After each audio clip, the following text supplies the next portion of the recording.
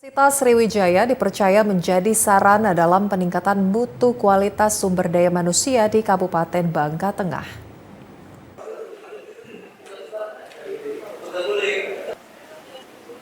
Membangun kualitas masyarakat yang unggul mustahil terwujud tanpa diikuti dengan adanya derajat pendidikan yang mumpuni.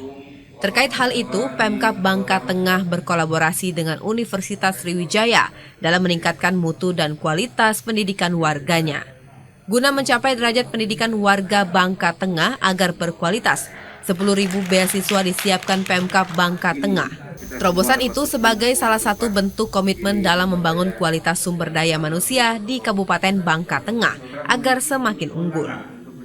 Sebagai bentuk langkah awal, Pemkab Bangka Tengah akan menghadirkan tenaga pengajar atau guru untuk menempuh pendidikan S2 di Unsri. Kesepakatan hari ini dengan pemerintah Bangka Tengah dengan Universitas Sriwijaya ini memang secara keseluruhan umum.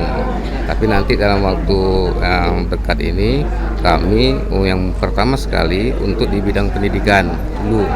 Memang potensi semua sumber daya alam yang ada di Bangka Tengah itu sudah disampaikan oleh Pak Rektor tadi, itu punya potensi untuk dikerjasamakan semua. Tapi untuk yang langkah awal kami di bidang pendidikan nanti untuk meningkatkan kualifikasi dan kompetensi guru-guru kami, khususnya guru matematika, guru fisika, dan laboran untuk lab IPA-nya nanti.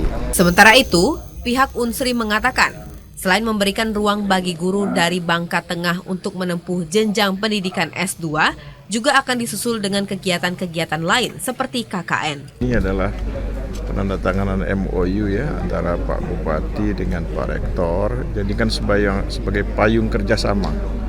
Tentunya tadi di berbagai lingkup kegiatan itu memang ada nanti pengembangan SDM. Nah ini yang kita segera laksanakan saat ini adalah untuk pendidikan S2 Pak ya.